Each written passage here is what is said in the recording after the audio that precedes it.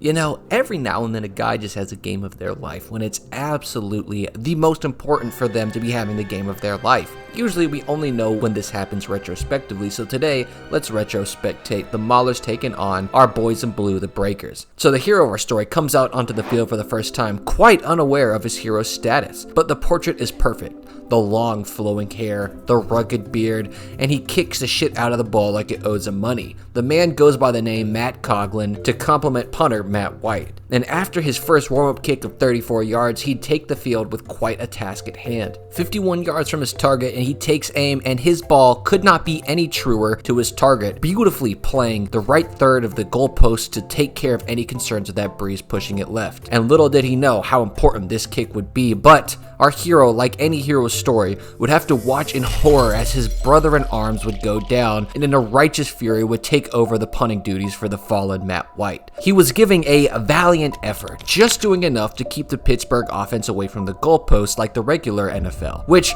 he's able to do a couple of times, and finally, in a waning third quarter, they ask Coughlin to be the hero we all know he can be, and score still 100% of the points this game, as he connects on 3-peat field goals to bring the Breakers a 6-point lead that they hadn't had all game. At this time, Matt had carried all he could. He'd scored 100% of their points, and he'd need the rest of his team to step up. And as they bring him on to punt one more time on what should have been a routine pooch punt, no one checked to see if the returner had fair catch the ball, as the Breakers get broke for an 82-yard touchdown after catching it between a gaggle of blue jerseys. And I'm gonna level with you, if I was the punter here, you would have had to nickname me the Breaker for what I would have done with my foot to my teammates' asses after that happened, but I digress, because like all heroes, his demise doesn't end it, but martyrs him, as his offense finally puts together their one and only touchdown scoring drive, where, with just a little over a minute, they'd hoist Matt's poor body out there once again